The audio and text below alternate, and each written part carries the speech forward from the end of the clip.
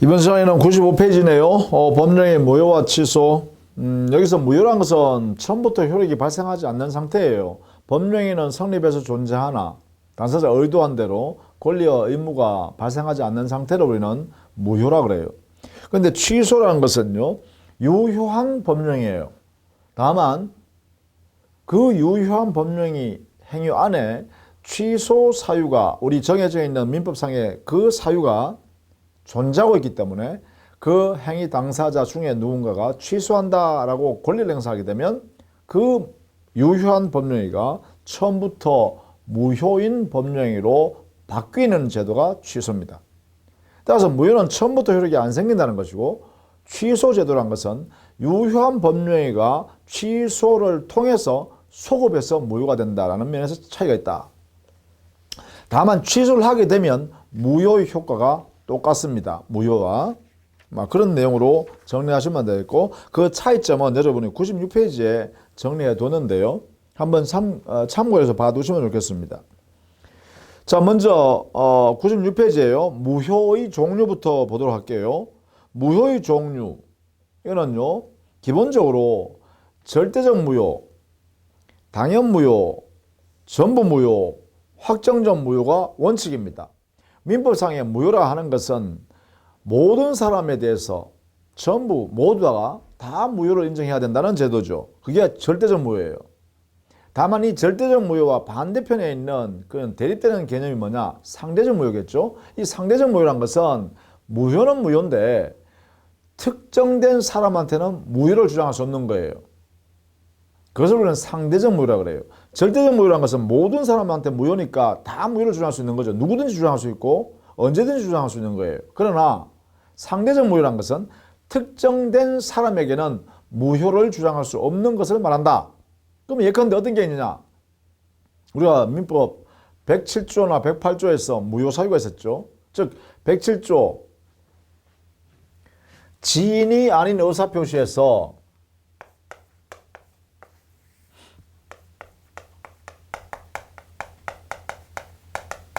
이 비진의 표시를 받은 상대방이, 표시행위를 받은 상대방이 비진의 표시라는 사실을 알았거나 알 수 있었다라고 하면 과실이요.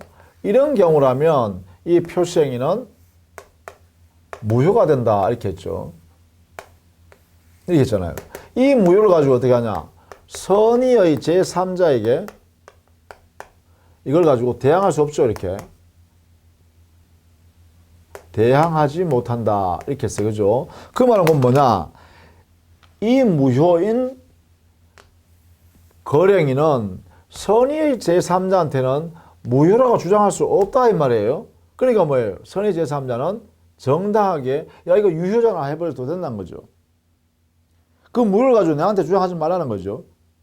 이게 바로 뭐예요? 이 무효가 바로 상대적 무효라고 한다 이런 거죠. 또 민법 108조요. 이거는 통정허위 표시라 이렇게 했죠. 통정허위의 의사표시다. 이 표시는 당사 사이에 서로 내통해서 가짜로 만들었으니까 무효죠. 이 무효도 어떻게 돼요? 바로 선의의 제3자는 대항하지 못하죠. 대항할 수 없다. 이렇단 말이죠. 그러니까 결국은 이것도 이 무효도 선의의 제3자한테 가서는 야 무효잖아. 네 권리 인정 못해. 이런 말을 못한다는 거죠. 그래서 이것도 안 된다는 거예요. 이것도 역시 뭐냐? 상대적 무효다. 이런 이야기죠. 그래서 우리 민법에 우리 시험 범위 안에서 무효할 때 상대적 무효는 이 두 가지밖에 없습니다. 비진의 표시, 통정의 표시.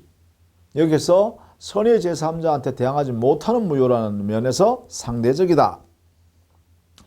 그 다음에 당연무효가 있는데요. 당연무효라는 것은 뭐냐? 민법상의 무효 사유로 정해져 있는 그 무효 사유가 그 거래행위인 법령에 존재하게 되면 어떠한 법 절차를 거치지 않고도 효력이 발생하지 않는 것이 당연하다는 것입니다.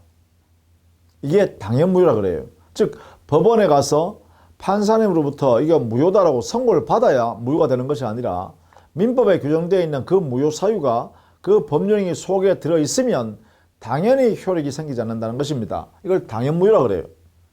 그래서 민법상 그러면 재판상 무효 있냐? 즉 법원으로부터 판결을 받아야 무효가 되는 게 있냐? 그렇지 않습니다. 없습니다.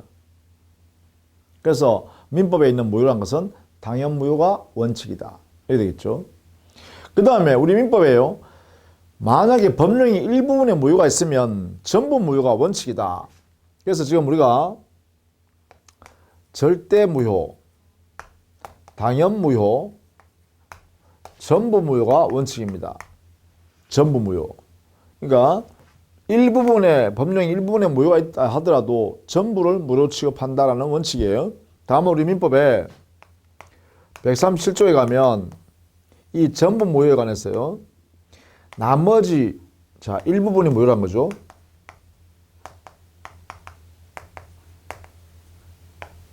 일부분이 무효 있을 때는 원칙이 이렇게 간다는 거예요. 원칙. 근데 예외적으로요. 일부분이 무효이니까 나머지 부분이 유효한 상태잖아요. 이것을 인정할 수 있는가? 이게 예외적으로 인정한다는 거예요. 이러한 제도를 우리는 일부 무효의 법리라고 합니다. 이런 원칙과 예외를 하나의 법 원칙이라 해서 법 이론이다 해서 일부 무효의 법리 이렇게 해요. 이러한 원칙과 예외를 137조에 규정을 두고 있다.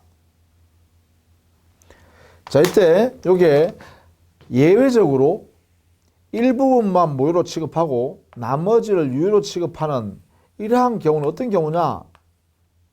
어떤 경우냐 하면 바로 그 행위 당사자가 일부분을 제외한 나머지 부분만으로 법률행위를 하였을 것이라고 예상될 때, 그러니까 이거는 가상적 의사가 인정될 때 이렇게 해서 할 수 있겠죠. 또는 가상적 의사는 가정적 의사 이렇게 해도 되겠죠. 가정적 의사가 인정될 때 이때 이제 유효한 행위다라고 해석해도 무방하다는 것이죠. 이렇게 해석한다는 것이죠. 이게 뭐냐? 일부 무효의 법리라고 합니다. 이거는 뒤에서 다시 한번 더 볼게요. 그 다음에 두 번째, 우리가 무효라 하는 것은 당의 법률행위가 확정적으로 무효라는 뜻을 갖고 있습니다. 확정적 무효. 무효 사유가 존재하면 당연히 확정되어 있는 상태로 무효가 된다라는 것이에요. 그런데 이 확정적 무효가 아니라 불확정적 무효가 있을 수 있다. 이 불확정적 무효는 다른 개념을 쓴다면 유동적 무효를 말합니다. 즉 무효가 유효로 바뀔 수 있는 가능성이 있는 무효란 거예요. 이런 것을 우리는 유동적 무효 이렇게 표현하기도 해요. 이걸 우리가 어디서 배웠나요? 바로 그렇죠.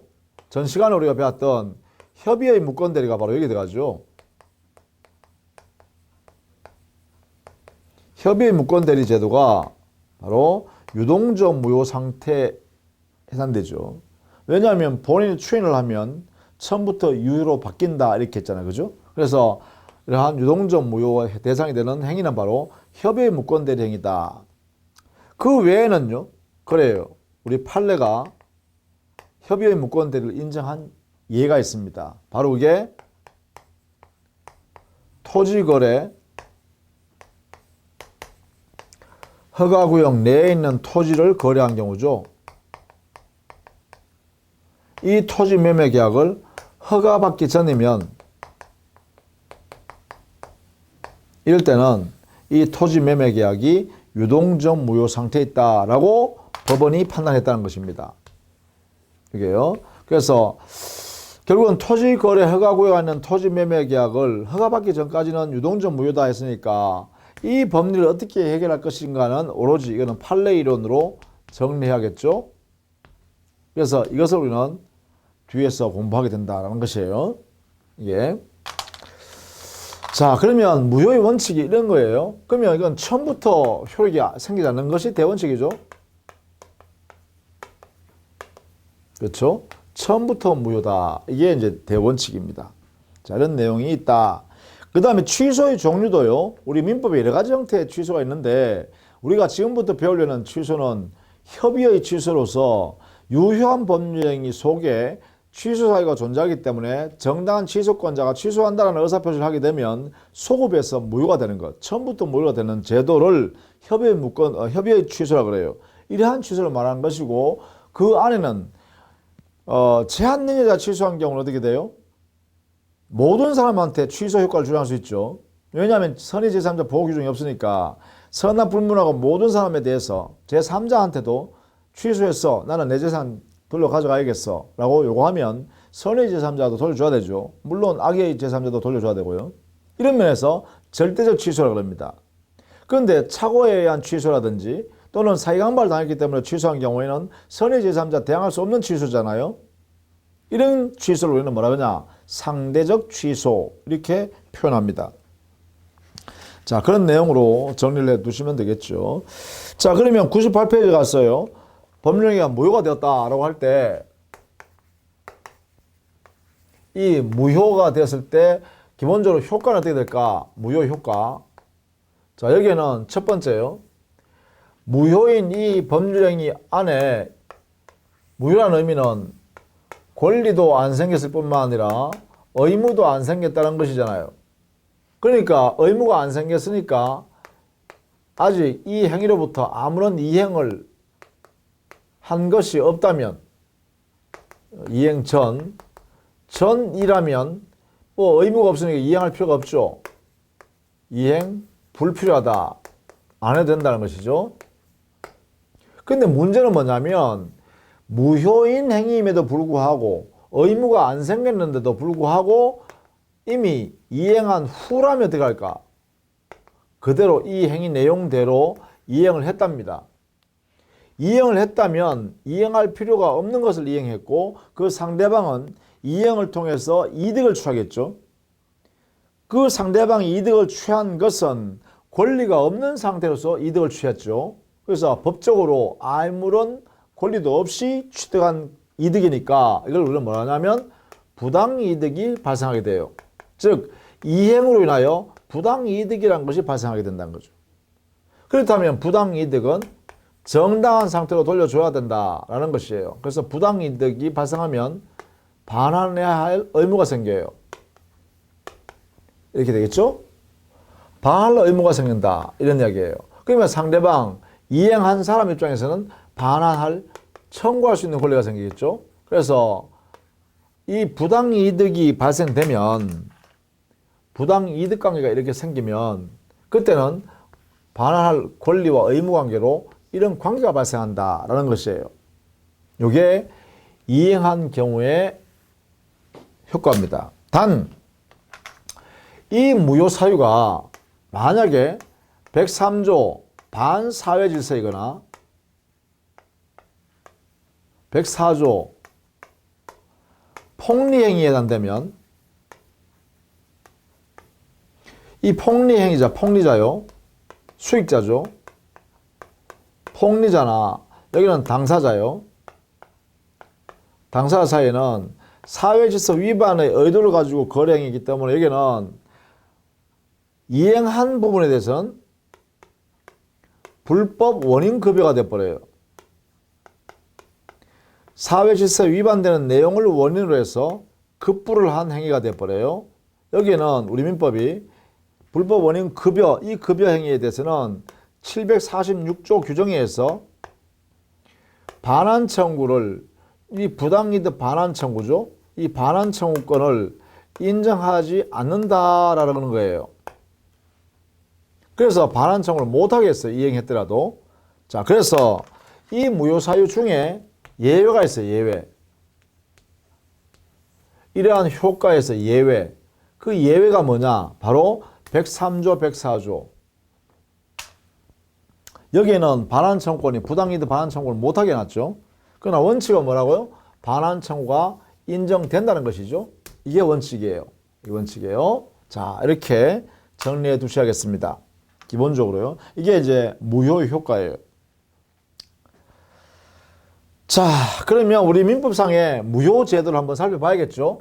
우리 민법상의 무효제도, 민법에 있는 무효제도입니다. 민법에 있는 무효제도는 기본적으로요, 세 가지 내용을 두고 있어요.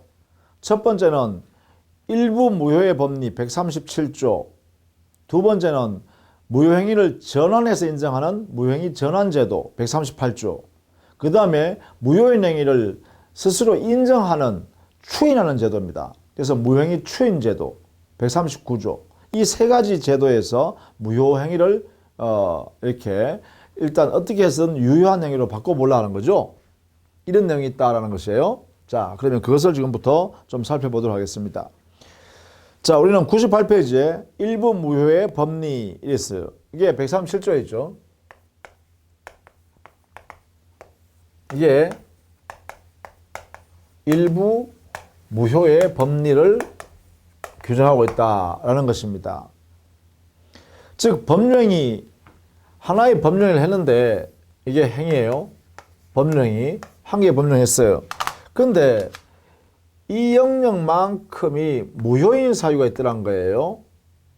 그러면 하나의 법령이 속에 나머지는 유효고 이 부분은 무효더라 이 말이죠.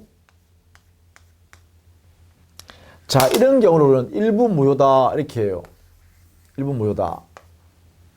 일부분이 무효다라는 거죠. 자, 이런 경우에 민법은 어떻게 해결하냐? 이 법령에는 원칙적으로 이 법령의 전부를 무효 취급해버린다. 이렇게 합니다. 따라서 이 법령에는 무효인 법령이가 되겠죠. 이 법령에는 무효인 법령이 되겠죠. 그런데 우리 민법에 이렇게 규정을 또 예외를 두고 있다는 거죠. 예외적으로 나머지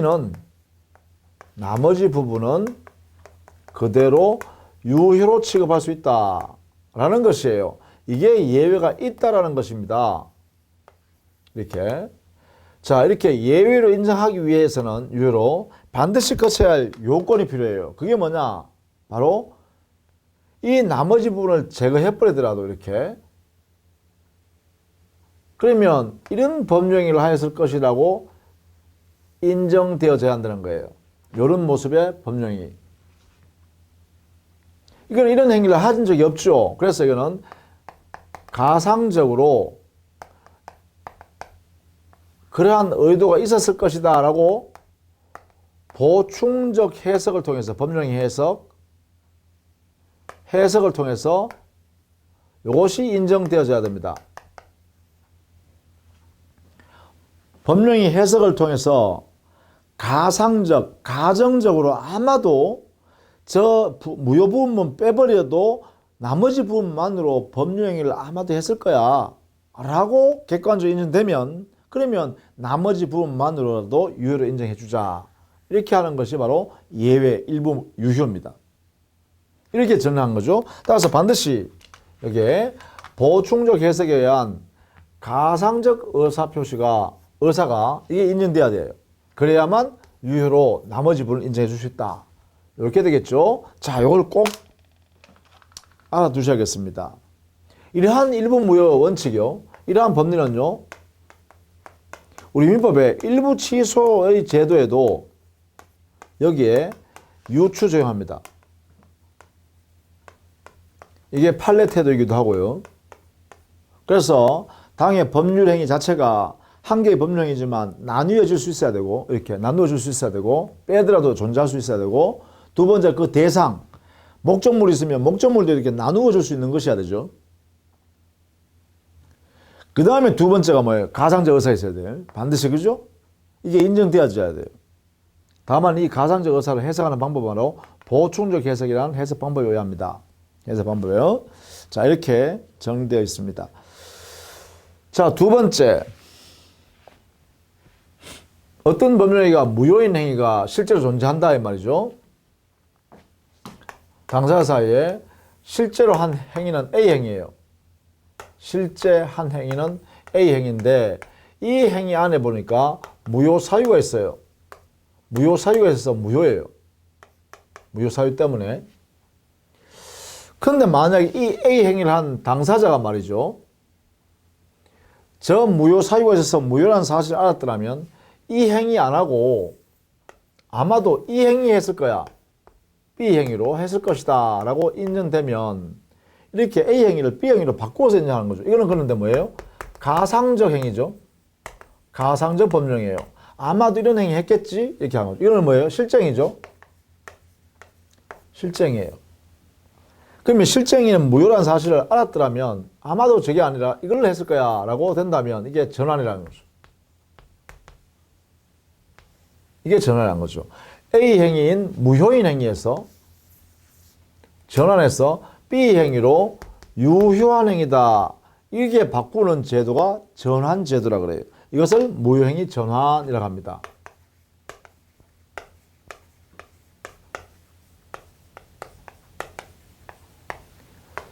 이것을 민법 138조에 규정을 두고 있어요.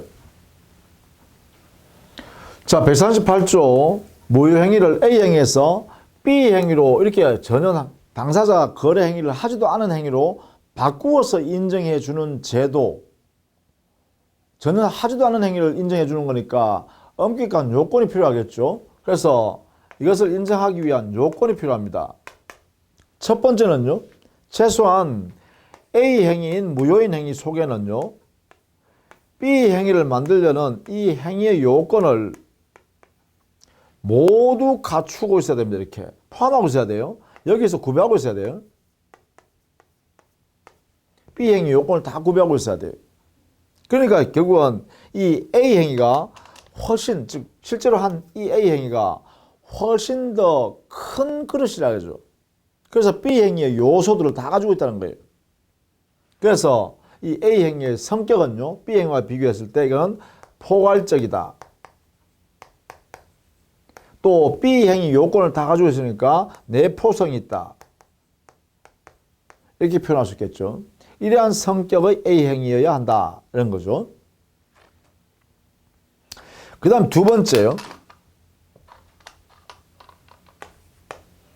자, 이 거래 행위를 한 당사자가, 사람 있죠. 사람이 A 행위가 무효 사유 때문에 무효가 되었다는 사실을 알았더라면 아마도 이걸 하지 않고 이 B 행위를 아마도 했을 거야 라고 인정되어져야 합니다.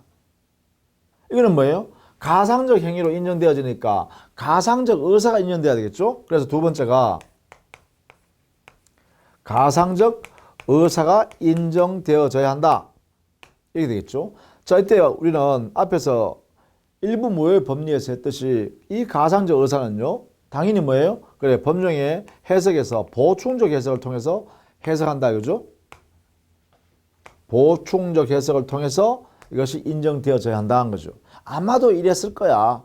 객관적으로. 그죠? 그래서 A 행위의 요건을 모두 갖추고 있을 것.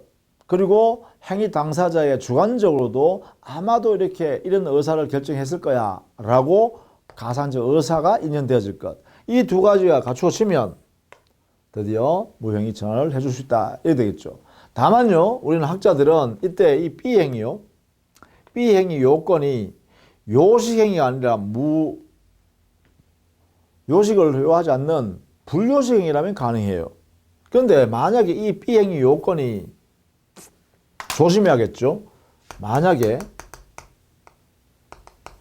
요식 행위, 우리 민법에서 일정한 방식에 따라서 또는 법률 규정, 특별법 규정에서 방식을 갖추어야 인정되는 그러한 요식 행위라면 그렇다면 이것은 전환하기가 어려워요. 그러니까 A 행위에서 B 행위로 이렇게 전환되기가 어렵다. 이런 의미를 갖고 있어요. 일반적으로 이렇습니다. 일반적으로. 다만 우리 민법 규정상으로는 요식 행위로 이렇게 전환해 준 내용이 있어요. 요식에서 요식 행위로. 예컨대 비밀증서 유언. 이 유언이란 유언행위는 엄격한 요식행위죠. 방식에 따라서 해야 됩니다. 우리 민법에 정해진 방식에 따라 이 비밀증서 유언의 요건이 흠결되어서 이게 효력이 안 생겼어요. 그런데 이 비밀증서 유언은 요건이 굉장히 까다로워요. 훨씬 더 요식행위이기 때문에. 그런데 그보다 조금 완화되어 있는 요식행위가 있어요. 그게 뭐냐? 자필증서 유언이 있어요.